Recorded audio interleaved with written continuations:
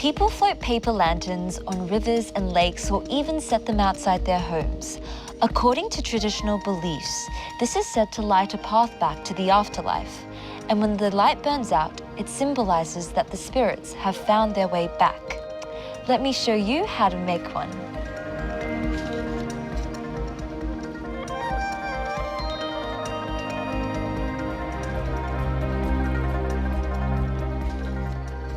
This is what you'll need: a ruler, baking paper, scissors, a plastic plate, sticky putty, kitchen string, and a tea light. I'll be using a battery-operated one. Now to start off, we're just going to clear off this space. To make a lotus flower, you need 4 parcels, each comprising of 1 leaf and 2 petals. So I'm just going to take a sheet of baking paper and fold it in half lengthwise, as if you were making a paper plane. And then from there, we open it up as if it were a book, and then fold down the corners on a 45-degree angle into the center crease. Now repeat this process with all the corners. And now to our lengthwise sides. We're just going to fold it in to the center crease and fold the other side into the center crease. Okay, so now we fold it together inwards as if it were a sandwich. And now we have our first leaf. Now to make our petals, it's the same process. So we first start off by folding our piece of paper in half lengthwise. But this time, instead of opening it up like a book, we flip it over as if it were a tent facing us. So we're just going to fold in the corners into the center crease, but this time the crease is upwards, so basically the opposite of the leaf.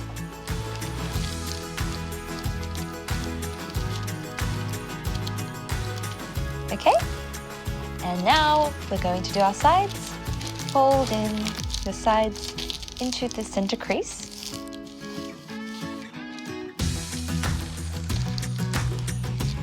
Okay, now instead of closing it up inwards, we're going to close it up outwards like this. The main difference between the petal and the leaf is that you can see the folds on the outside for the petal, whilst all the folds are tucked on the inside for the leaf. Okay, and now I'm just going to stack the petal onto the leaf. Now to make our second petal, which is the same process as the first one that you just made.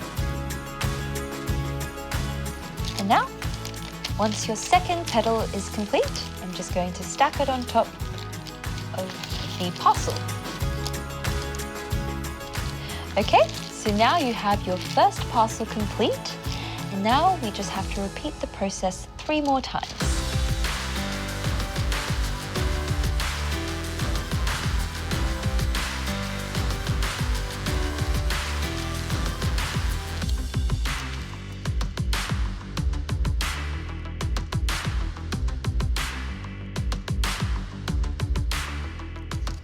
And our last piece of paper to fold.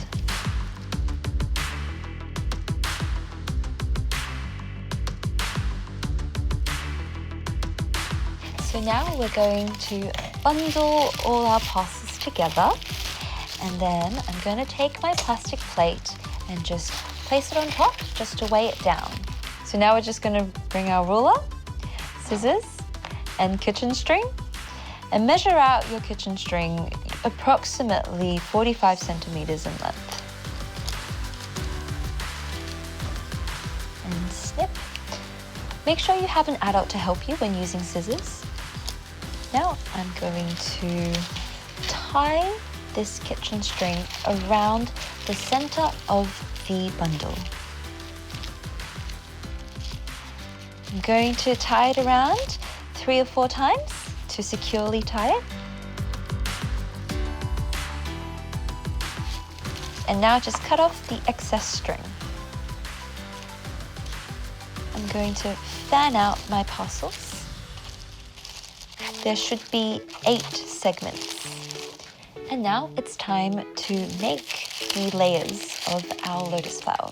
We first start by pulling up 1 petal from any parcel into the very center of the lotus. Now, skip the parcel adjacent and do the same thing by pulling out 1 petal and then pulling down at the bottom. So we're just going to repeat the process by pulling up 1 petal and then skipping the next one all the way around until you have your first 4 petals. So that's my first layer done. And now to make our second layer, we're just going to pull up the petals of the ones that you skipped before. So I'm going to pull like this.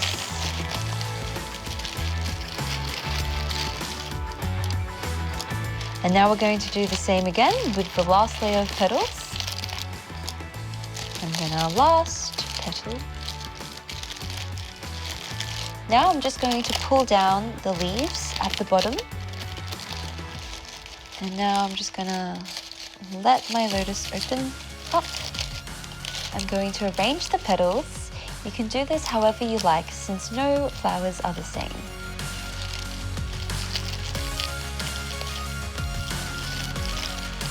I'm going to grab some sticky putty, glue the bottom of my lotus flower onto a plastic plate. Try to stick it onto the center.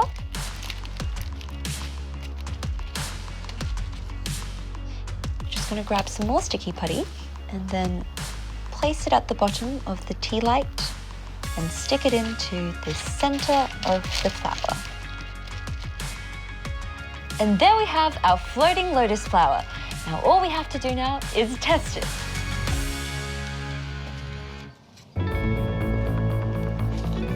Now that they're all done, we can set them out onto the water.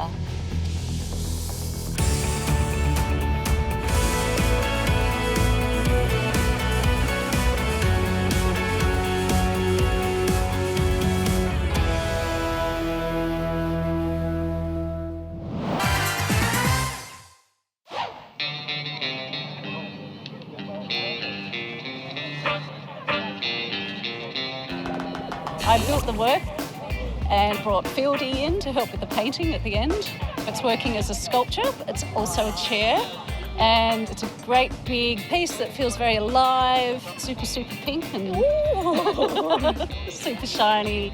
Oh, and a little tiny bit creepy. Yeah. This sculpture took us about 2 months.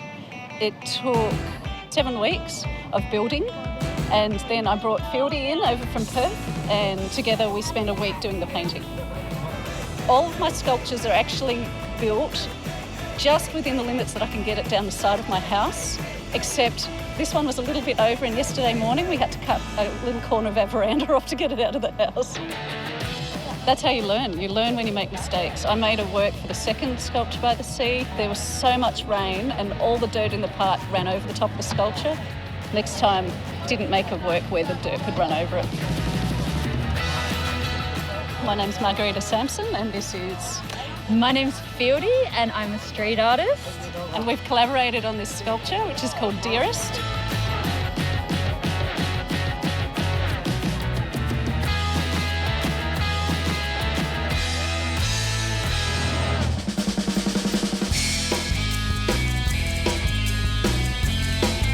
Come down here and see this piece, and the sun is shining. Somewhere on the sand, and I can't tell you where, there will be a rainbow. And you can chase it, or you can bathe in it. Sculpture by the sea indicate you get a lot of salt, and salt is a killer. So if you don't use materials that are salt inhibiting or can resist it, then it won't last. It rusts almost immediately. So stainless steel is the acrylic, nothing can happen to that, and the aluminium's been coated, so all the bits on this will not start turning brown like that one over there. There are 64 of these. As a process, it was like doing the same process 64 times. It became easier and easier as the time went on, but it took probably about a month just full on just making. And I draw things up and I make little models, but to actually see it big and see other people enjoying it, I mean, that's a buzz. I'm an artist, my name's Duncan Stemler, and this artwork behind me is called In Rainbows.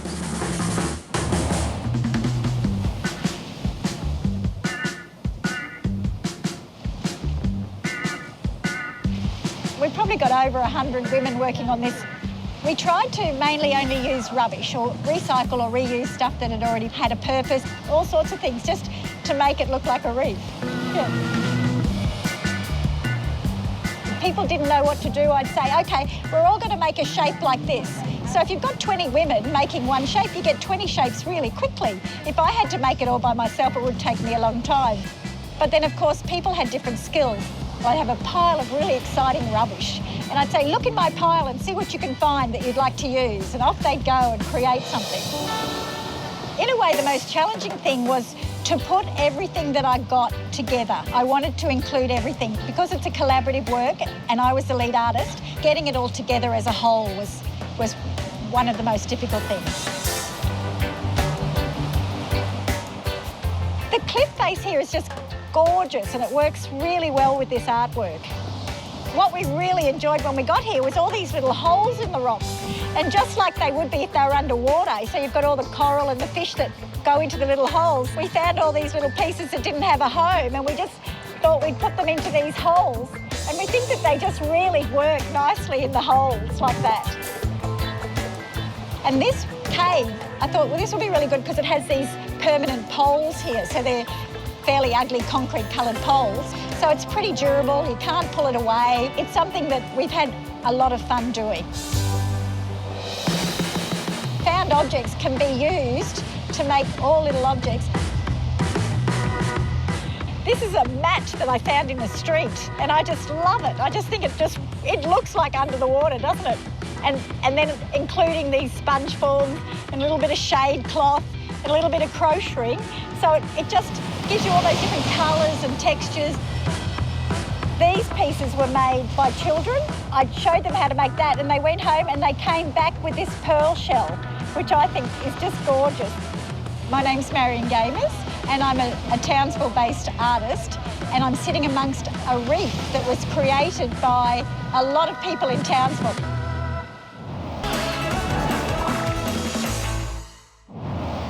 I think the best artwork is made out of found objects. It's a great memento of a time and place. I'm going to show you how to make really simple artwork out of some sticks I've found. So what you're going to need are some sticks, and I find the straighter they are, the easier they are to work with, some wood glue, some secateurs, some scissors, a pencil, and some cardboard. An old box will do. Okay, so I'm drawing a really simple fish shape. Mine's going to be quite big. So we start with a straight line at the back for the end of the tail, 2 straight lines going in, like an open triangle, a big curvy line to a point, and then join that big curvy line back to the tail. Time to start cutting out. Cutting cardboard can be a little bit tricky, but I find it's easier if you cut little bits of cardboard off as you go.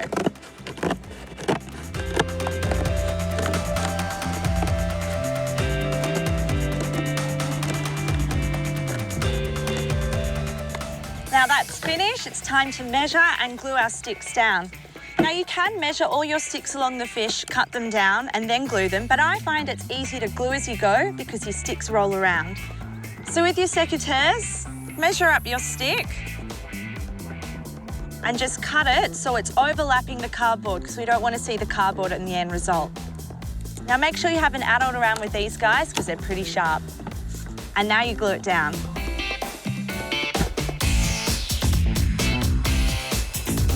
Now you want to have the sticks as close together as possible. I find it's easier if you roll them together so they fit like a jigsaw puzzle.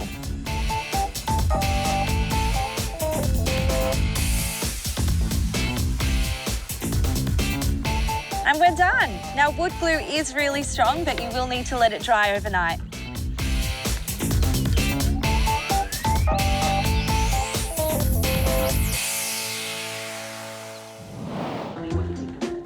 Oh, wow.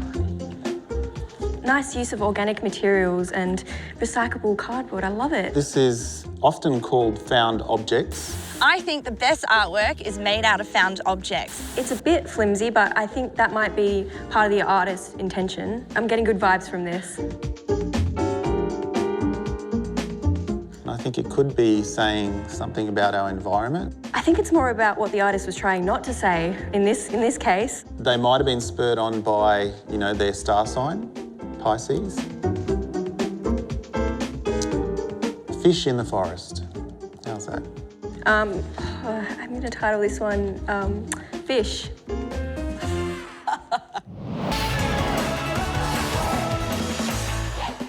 Stand by. Recording. Alright, coming up to you in 3, 2, 1, action! Fish can be really tricky to draw. They have all sorts of weird shapes and scales that you have to deal with, so I'm going to show you how you can break it down into some simple shapes. What you're going to need is some black paper, some white paper, an eraser and a pencil, and some chalk. All right, let's start with the head. Start with an oval shape, and that's going to take up about half the page. For the eye, we're drawing a circle to the right-hand side of the body. And then curve a line, kind of peeking in the middle and then back out again for the gills. We're going to draw an oval shape jutting out from the back of the head for the top fin, and then a triangular shape jutting out from the bottom of the body for the flipper. Now the tail is the really tricky part, so I'm going to start at the back of the body here and do kind of a half circle like that. See, it meets up. And then just keep bringing this line down around below the body. Go back to the top of the tail and starting at the same point, just following that line, but taking it further out, wider as you go, and below the body. Just bringing it up there and join those two lines together at the end. Kind of a concave shape. The third line for the tail starts a little bit further down the body here. And we're going to bring another curved line around, cross over to this one, and then meet up with this bottom line before the end of the tail. Maybe you can put a little bit of a dent in the top fin like that and pop some lines in along here. Same thing on the flipper, and reflection spots on the eye. Now go back and erase your lines wherever they cross over. We're going to do this between the tail and the body, and also where the body intersects with the fin. Awesome. Before we move on to the black paper, we're going to practice some bubbles in pencil. So just a circle and pop a sort of banana shape up the top. Again, you can do these in all sizes. We are going to practice our bubbles. And a banana. Okay, now let's move on to the black paper.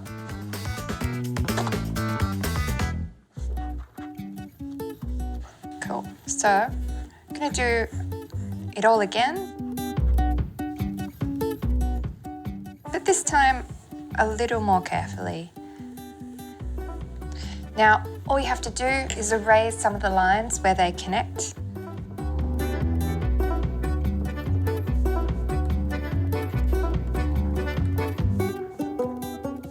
And now we're ready to go over it with some chalk. You want to go around all of the outlines with the chalk, colour in almost all of the fish. We're going to leave some bits black, so we're going to leave the flipper and the tail. So this body part is all coloured in. And that final line as well. Some lines running down, just following the shape. We're trying to give it this translucent sort of effect. Cool. Now we're going to add some bubbles into the background, just like before. A circle and just a little dash up the top.